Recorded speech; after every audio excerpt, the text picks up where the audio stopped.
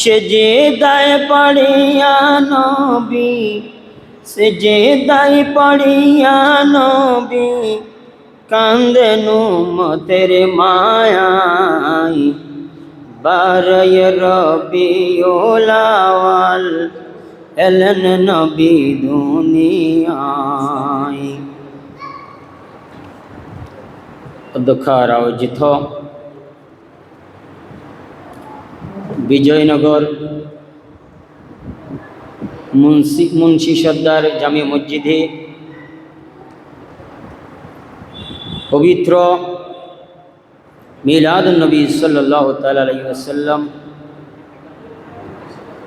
উপলক্ষে আয়োজিত মাহফিলের সভাপতিত্ব করছেন অত্র মসজিদের সম্মানিত সাধারণ সম্পাদক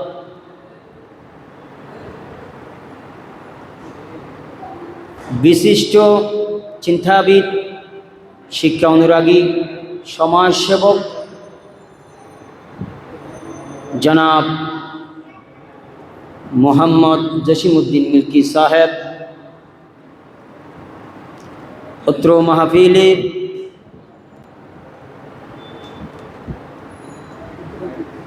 উপস্থিত রয়েছেন অত্র মসজিদের সম্মানিত মুতাওয়াল্লি মহোদয় জনাব মোহাম্মদ ইনুস মাস্টার সাহেব, অত্র মাহফিলে প্রধান অতিথি হিসাবে যিনি উপস্থিত থাকবেন চট্টগ্রাম বিশ্ববিদ্যালয়ের সুযোগ্য প্রফেসর হযরতুল আল্লামা বুরহানুদ্দিন মাদ্দাজিলহুল আলী, বিশেষ অতিথি হিসেবে যিনি উপস্থিত থাকছেন অত্র মসজিদের সম্মানিত খতিবুল মুকাররম হযরতুল আল্লামা নূর হোসেন জালালি মাদ্দাজিলহুল আলী। এতক্ষণ পর্যন্ত যিনি আপনাদের সম্মুখে কোরআন ও হাদিসের আলোকে বয়ান করেছেন, স্নেহের ছাত্র, বর্তমান জামিয়া আহমদিয়া সুন্নিয়া আলিয়া মাদ্রাসার কামিল সমাপনী শিক্ষার্থী মাওলানা আবেদ হোসেন হানাফি, উপস্থিত রয়েছেন অত্র মসজিদের পেশ ইমাম মাওলানা জামিয়া আহমদিয়া সুন্নিয়া আলিয়া মাদ্রাসার কামিল সমাপনী শিক্ষার্থী মাওলানা আজম খান সাহেব, উপস্থিত হাফেজ মাওলানা মিনার, উপস্থিত রয়েছেন নিজামউদ্দিন হক্কানি সহ মুরব্বিয়ান এজাম, সামি নিজাম রহমানি ওয়া রাহমাকুমুল্লাহ তাআলা। আসসালামু আলাইকুম ওয়া রাহমাতুল্লাহি ওয়া বারাকাতুহু। ওয়া আলাইকুম আসসালাম ওয়া রাহমাতুল্লাহি। রব্বুল ইজ্জতের আলিশান দরবারে শুকরিয়া জ্ঞাপন করছি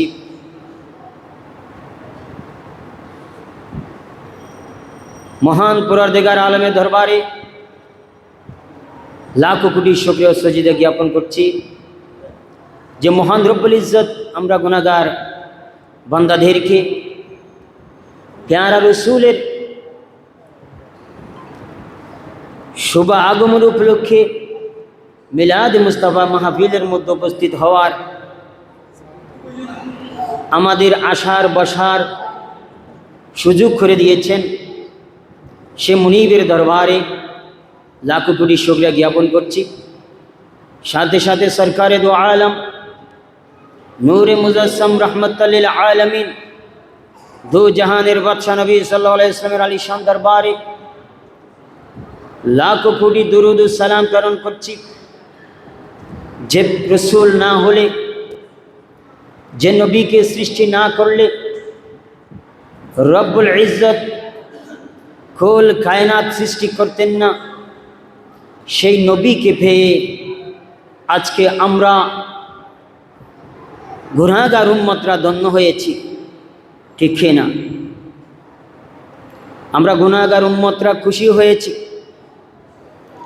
প্যারা হাজরিন, যে রসুল আল্লাহ পাক রব্বুল আলামিন আমাদের নিকট পাঠিয়েছেন, এর শান মান ইজ্জত আমরা বর্ণনা করে শেষ করতে পারবো না। এর শান এত বেশি, মান এত বেশি, মর্যাদা এত বেশি, আজীবন আমরা রসুলের শান বর্ণনা করতে থাকলেও রসুলের শান মান বর্ণনা করে শেষ করা যাবে না। এমন নবী আমরা পেয়েছি। প্যারা হাজরিন, ঈসা আলাইহিস সালাতু ওয়াস সালামের পর প্যারা রসুল পৃথিবীর জমিনে আগমন করার পূর্বে কোনো নবী রাসূল আগমন ঘটে নাই। যেই সময়টা গিয়েছেন এইটাকে ইসলামের ইতিহাসের মধ্যে আয়ামে জাহেলিয়া নামে আখ্যায়িত করা হয়েছে, ঠিক না? এই সময়টার মধ্যে কোনো নবী রাসূলের আগমন ঘটেন নাই। 500 বছর মধ্যখানে অতিক্রান্ত হয়েছে। এই সময়ের মধ্যে মানুষ হেদায়েতের পথ থেকে বিচ্যুতি হয়ে মানুষ গাছ পূজা, বাঁশ পূজা, বৃক্ষ পূজা, তরুলতা পূজা, মূর্তি পূজা এগুলির মধ্যে নিমজ্জিত হয়ে গেলেন। খোদার ওয়াহাদানিয়তকে ভুলে গেলেন। মানুষ আল্লাহকে, স্রষ্টাকে ভুলে গেলেন। তো এমন একটা সময় বিরাজ করছেন, এই সময়ের মধ্যে কোনো নবী রাসূলের আগমন হয় নাই। 570 খ্রিস্টাব্দে প্যারা রসুল আগমন করছেন। এর পূর্বের সময়ে মানুষ ধর্মহারা হয়ে যাচ্ছে। রব্বুল আলামিন এই সময়ের মধ্যে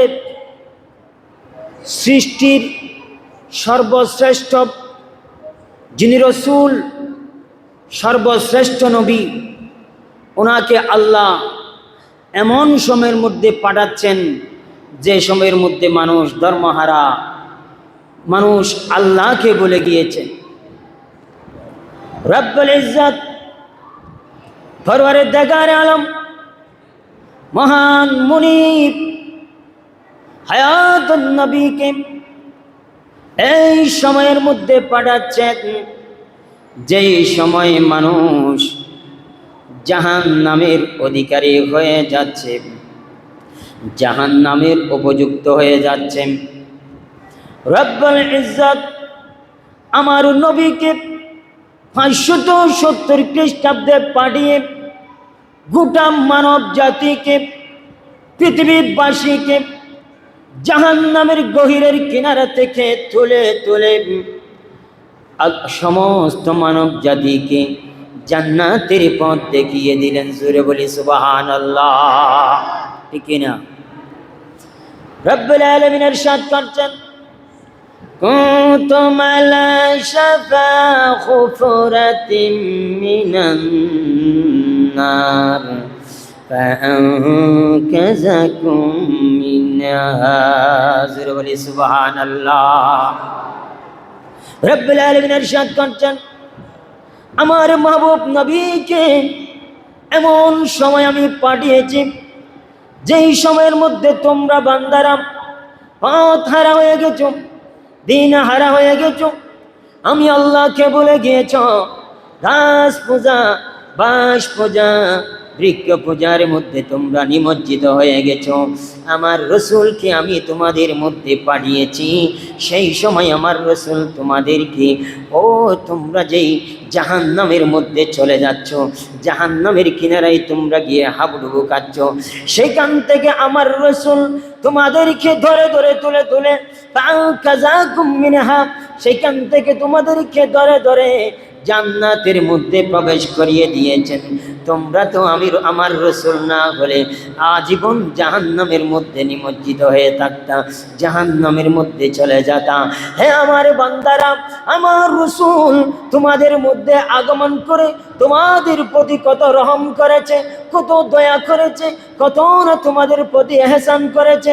আর তোমরা আমার রসুলকে পেয়ে, আমার রসুলকে পেয়ে তোমরা নারাজ হইও না, তোমরা মনকে ক্ষুণ্ণ করো না, আমার রসুলের পথকে তোমরা ছেড়ে দিও না, রসুলের বদনাম করো না।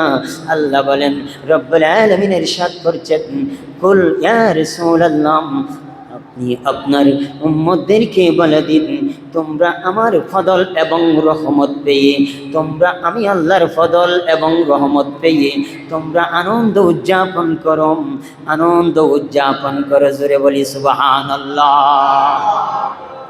ওয়া বিরহমাতিহি রাহমাতি, রহমত মানে রাসূলুল্লাহ সাল্লাল্লাহু আলাইহি ওয়াসাল্লাম। আল্লাহ বলছেন, আমার বান্দারারে, তোমরা আমার রসুলকে পেয়ে তোমরা নারাজ হইও না, আমার রসুলকে পেয়ে তোমরা চেহারা মলিনী করো না, কারণ আমার রসুল তোমাদের মধ্যে এমন সময় আগমন করেছে যে এই সময়ের মধ্যে তোমরা আমি আল্লাহকে ভুলে গিয়েছো, আমি আল্লাহকে তোমরা ভুলে গিয়েছো, পথহারা হয়ে গেছো। তোমাদেরকে ইহদিনাস সিরাতাল মুস্তাকিমের রাস্তা আমার রসুল তোমাদেরকে দেখিয়ে দিয়েছেন। জোরে বলি সুবহানাল্লাহ। সেই নবী, যেই নবী আমাদেরকে মুসিবত থেকে রক্ষা করেছেন, জাহান্নাম থেকে মুক্ত করেছেন, জান্নাতের পথ দেখিয়ে দিয়েছেন, সেই নবীর আগমনে গোটা খুদার জগৎ, আল্লাহর সৃষ্টি জগৎ আনন্দে উল্লাসিত হয়ে আনন্দ প্রকাশ করছেন। খুদার সৃষ্টি জগৎ যেদিন রাসূলুল্লাহ দুনিয়ার মধ্যে আগমন করছেন, গোটা সৃষ্টি জগৎ আনন্দের মধ্যে নিমজ্জিত হয়ে গেলেন, আনন্দ উল্লাস করেছেন, গোটা সৃষ্টি জগৎ আনন্দ উল্লাস করেছেন। আবার একজন ব্যক্তি আনন্দ করতে পারেন নাই, গোটা সৃষ্টি জগৎ খোদার কায়নাত আনন্দ করছেন। জোরে বলি সুবহানাল্লাহ। কেন কেন আনন্দ করছেন? কারণ রহমতুল লিল আলামিন দুনিয়ার মধ্যে আগমন করছেন, রহমতুল লিল আলামিন দুনিয়ার মধ্যে আগমন করছেন। এখানে আর গজব হবে না, এখানে আর গজব চলবে না। আল্লাহ পাক রব্বুল আলামিন কালামুল্লাহ শরীফের মধ্যে ইরশাদ করছেন, ওয়া মা কানা আল্লাহু লিয়ুআযিবাহুম ওয়া আনতা ফীহিম ইয়া রাসূলুল্লাহ ইয়া হাবিবাল্লাহ সাল্লাল্লাহু আলাইহি ওয়াসাল্লাম। রাসূল, আপনি তো পৃথিবীর জমিনের মধ্যে আরাম করছেন, আপনি তো পৃথিবীর জমিনের মধ্যে আরাম করছেন। আমি আল্লাহর পক্ষে এটা শোভনীয় নয় যে আপনি রাসূল পৃথিবীর জমিনের মধ্যে আরাম করা অবস্থায়, থাকা অবস্থায় আমি আল্লাহ পৃথিবীবাসীকে গজব দিব। আমি আল্লাহ গজব দিব না, যেহেতু রাসূল আপনি পৃথিবীর জমিনের মধ্যে আরাম করছেন। জোরে বলি সুবহানাল্লাহ। আরেকটু জোরে বলি না সুবহানাল্লাহ। আল্লাহ কেন আযাব দিচ্ছে না, গজব দিচ্ছে না? কারণ রব্বুল আলামিন আমার নবীকে রাহমাতুল লিল আলামিন বানিয়ে পাঠিয়েছেন। সেইখানে যদি আল্লাহ গজব দেয় তাহলে আমার রহমতের মধ্যে মান সম্মানের ক্ষুণ্ণ হবে। রব্বুল আলামিন বলেন, হে আমার হাবিব, আপনি যেহেতু পৃথিবীর জমিনের মধ্যে অবস্থান করছেন, আমি আল্লাহ সেখানে গজব দিতে পারি না, আমি আল্লাহ সেখানে আযাব দিতে পারি না। আমি আল্লাহ ইতিপূর্বে, আপনি আসার পূর্বে, আপনি পৃথিবীর জমিনের মধ্যে আগমন করার পূর্বে যারা আমার কথা মান্য করেছেন, নবী রাসূলের কথা অমান্য করেছেন, আমি আল্লাহ তাদেরকে সাথে সাথে কুনু কিরাদাতান খাশিন, আমি আল্লাহ তাদেরকে বানর বানিয়ে দিয়েছি। যারা অমান্যত করেছে তাদের প্রতি আমি আল্লাহ তুর পাহাড়কে তুলে ধরেছি, তাদেরকে চাপিয়ে দিয়েছি। আর নবী, আপনি যখন পৃথিবীর জমিনের মধ্যে আগমন করেছেন, আমি তো আপনাকে রহমতের ভান্ডারে দিয়ে পৃথিবীর জমিনের মধ্যে পাঠিয়েছি। আপনি রহমতুল লিল যেহেতু আলামিন আছেন, আমি আল্লাহ সেখানে গজব দিতে পারি না। জোরে বলি সুবহানাল্লাহ, আর একটু জোরে বলি না সুবহানাল্লাহ। रहमत वाला आया नबी है, रहमत वाला आया नबी है, धूम मची है और धूम मची है, धूम मची है, धूम मची है और धूम मची है। सलात या रसूल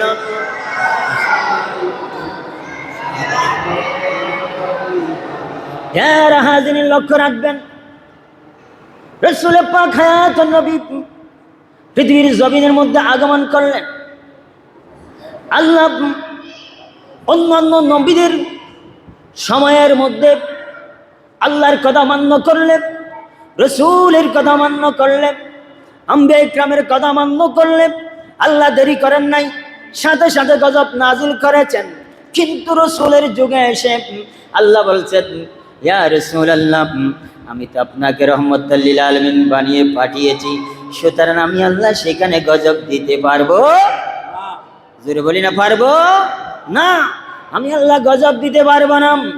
রাসূলুল্লাহ 570 খ্রিস্টাব্দে মা আমরা খুদরে পাকের মধ্যে যখন জন্মগ্রহণ করলেন, পৃথিবী আনন্দ উল্লাসিত হয়ে গেলেন। গোটা তরুলতা বৃক্ষরাজি আল্লাহর সৃষ্টি জগৎ আনন্দ উদযাপন করছেন। কিন্তু ইবলিস শয়তান একজন, তিনি আনন্দিত হতে পারলেন না। তিনি জবলে আবু কুবাইজের মধ্যে গিয়ে তিনি মাথা মারছেন, তিনি আফসোস করতেছেন। কারণ কি শয়তান কেন মাথা মারছেন, শয়তান কেন আফসোস করতেছেন? কারণ শয়তান এতদিন পর্যন্ত মানুষকে তার শয়তানির মাধ্যমে মানুষকে ইহদিনাস সিরাতাল মুস্তাকিমের পথ থেকে সরিয়ে জাহান্নামের দিকে নিয়ে গিয়েছিল। রহমাতুল লিল আলামিন যখন পৃথিবীর জমিনের মধ্যে আগমন করেছেন, তার সেই শয়তানি বন্ধ হয়ে যাবে, সেই জন্য তিনি আফসোস করতেছেন। জোরে বলি সুবহানাল্লাহ।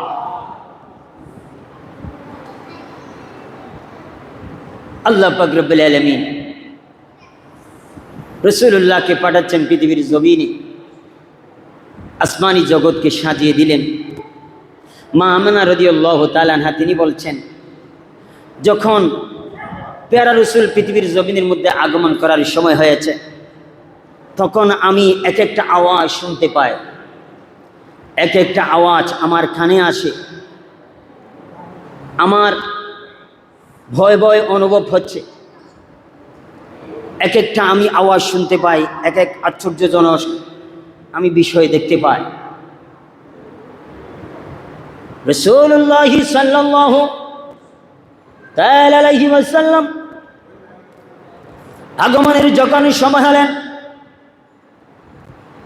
তিনি দেখতে পেলেন খেজুর গাছের মতো লম্বা লম্বা কিছু মহিলারা ওনার ঘরের মধ্যে প্রবেশ করছেন, ঘরের মধ্যে আগমন করেছেন। তিনি চিন্তিত হয়ে পড়লেন, এরা কারা? আর জীবনে এরকম লম্বা মহিলা, এত সুন্দর মহিলাদেরকে তিনি দেখেন নাই। তখন এরা সাহস দিচ্ছেন, তুমি ভয় পেও না। মা আমিনা জিজ্ঞাসা করলে, এরা বলে, আমি জান্নাত থেকে এসেছি, আমি হলাম হযরতে আসিয়া। জোরে বলি সুবহানাল্লাহ। এভাবে পরিচয় দিচ্ছেন। আর কতগুলো মহিলা দেখা যাচ্ছে, জিজ্ঞাসা করলেন, এরা কারা? এরা বলছেন, এরা জান্নাত থেকে এসেছেন, আল্লাহ আপনার নিকট পাঠিয়েছেন। মা আমিনা বলছেন, আমি দেখছি আমার জমিন থেকে আসমান পর্যন্ত একখানা সাদা কাপড় আমি দেখতে পেলাম। এটা জমিন থেকে আসমান পর্যন্ত, জুড়ে বলি সুবহানাল্লাহ। এই চাদর আমি দেখতে পেলাম, এই চাদর দিয়ে আমাকে ডেকে রাখা হলো, আমাকে আবৃত করা হলো। আমি এটা দেখতে পেলাম এই সময়ের মধ্যে হযরতে আব্দুল মুত্তালিব রাদিয়াল্লাহু তাআলা আনহু তিনি খানায়ে কাবা প্রদক্ষিণ করা অবস্থায় ছিলেন, তওয়াফরত অবস্থায় ছিলেন। হযরতে আব্দুল মুত্তালিব রাদিয়াল্লাহু তাআলা তিনি বলছেন, আমি দেখতেছি খানায়ে কাবা মা আমিনার হুজরার দিকে ঝুঁকে পড়তেছেন, মা আমিনার হুজরার দিকে ঝুঁকে পড়তেছেন। আমি চিন্তা করতেছি এটা ঝুঁকে পড়তেছেন মা আমিনার হুজরার দিকে। আব্দুল্লাহ রাদিয়াল্লাহু তাআলা আনহুর নিকট সংবাদ আসলেন। আব্দুল্লাহ রাদিয়াল্লাহু আপনার আব্দুল মুত্তালিব রাদিয়াল্লাহু তাআলা আনহুর নিকট সংবাদ আসলেন। তিনি মা আমিনার হুজরায়ে পাকের মধ্যে ঢুকতে চাইলেন। ফেরেশতা একজন এসে ডাক দিয়ে বললেন, না না, কাউকে উনাকে দেখা যাবে না, উনাকে দেখতে দেওয়া হবে না। হযরত আব্দুল মুত্তালিব রাগান্বিত হয়ে তরবারি হাতে নিলেন, উনাকে বললেন, না, একজন বড় আকারের ফেরেশতা এসে আপনার ওর সামনে হাজির হয়ে বললেন, না, ওনাকে দেখতে দেওয়া যাবে না।